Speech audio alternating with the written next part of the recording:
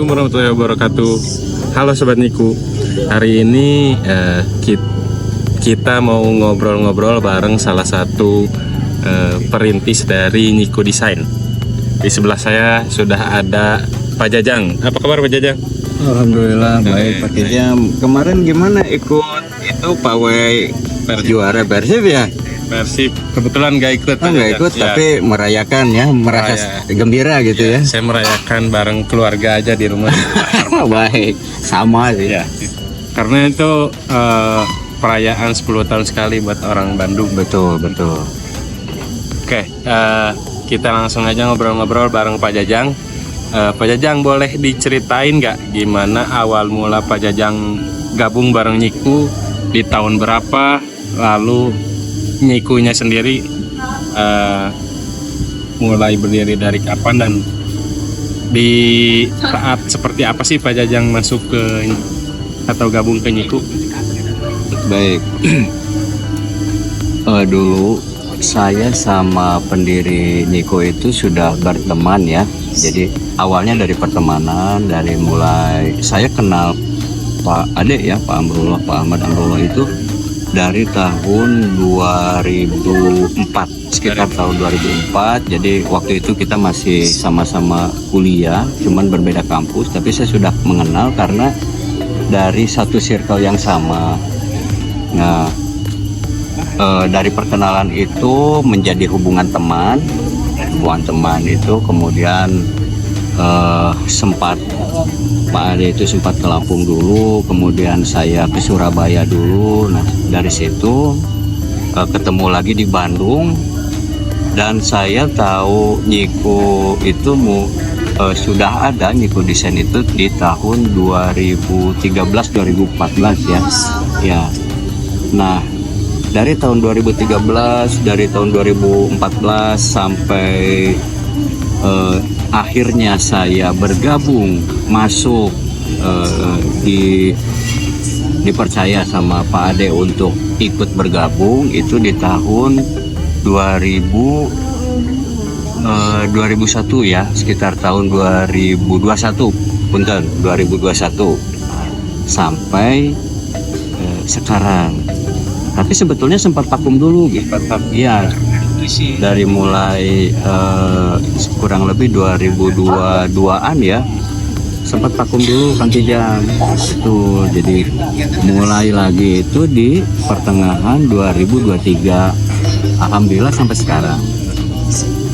Di Niku itu perjalanannya berarti cukup naik turun ada juga ya. Tadi sempat vakum juga, kemudian lanjut lagi sampai sekarang. Nah, semenjak Pak Jajang gabung sampai sekarang di tahun 2024, apa aja sih perubahan yang udah terjadi di Niku? Kemajuannya apa aja gitu Pak, dari semua sisi? Jadi kalau perubahan secara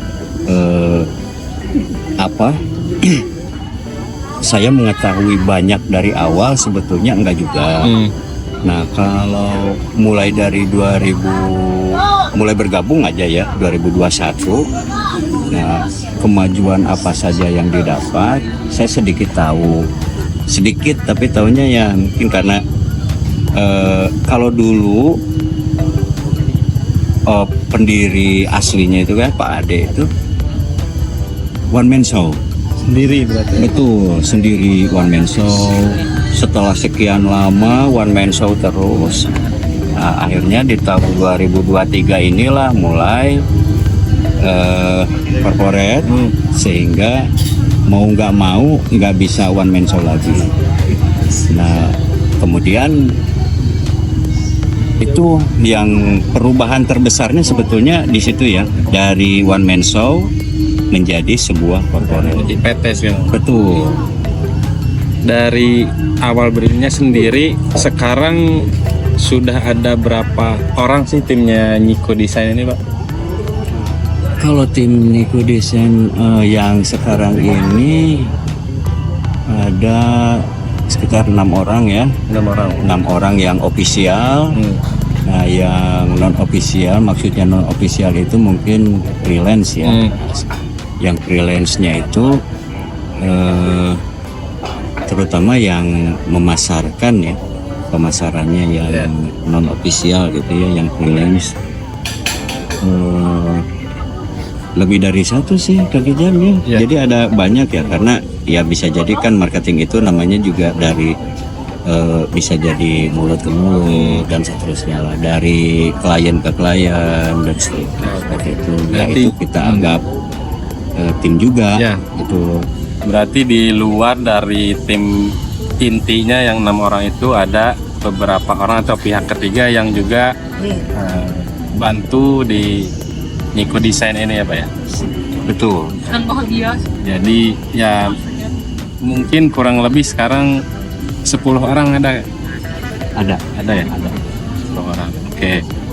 Jadi itu teman-teman dari awalnya One Man Show, pendirinya sendiri Pak Ade atau Pak Mbok, dan sekarang sudah kurang lebih ada 10 orang.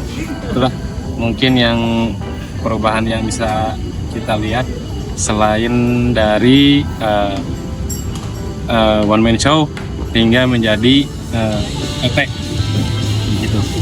Nah lalu pertanyaan berikutnya nih, apa sih rencana Niko ke depan, gagasan baru, ide-ide baru ke depan seperti apa sih Pak?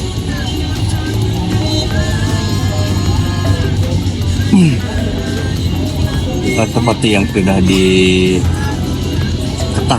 ya sama klien-klien Niko sebelumnya, yang sebelumnya Niko itu core-nya hanya di interior saja kan, di interior saja, kemudian merambah ke arsitektur. Nah sebelum-sebelumnya juga si klien-klien itu atau program-programnya Niko itu sendiri yang sudah dikenal itu seperti program wakaf ya, wakaf gambar masjid, desain pesantren itu kita programnya kita wakafkan seperti itu.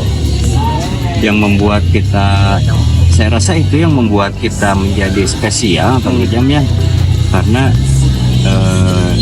banyak sekali pondok-pondok pesantren atau masjid-masjid yang ingin mendapatkan donasi dari pihak luar, sementara untuk side plan atau gambarnya itu mereka terkendala dengan biaya. Karena untuk menggambar side plan atau menggambar sebuah bangunan itu tidak mudah dan tidak murah gitu ya. Makanya ini kita tuh tidak bisa ngasih uang banyak untuk mereka, tapi minimal meringankan beban mereka untuk melancarkan mendapatkan donasi ya, fundraisingnya mungkin seperti itu. Menariknya itu, jadi di Niko ada satu program, yaitu program wakaf desain ya. Betul. Untuk masjid dan pesantren. Baik, kita ke pertanyaan terakhir buat Pak Jajang. Pak Jajang, Terakhir Kang Ijam, kopinya belum jadi. nah kita sambil nunggu kopinya kita off cam aja. Kita ke pertanyaan terakhir. Harapan, doa, atau mungkin apa sepatah dua patah kata untuk Niko. Sepatah dua patah kata untuk Niko dan pemirsa.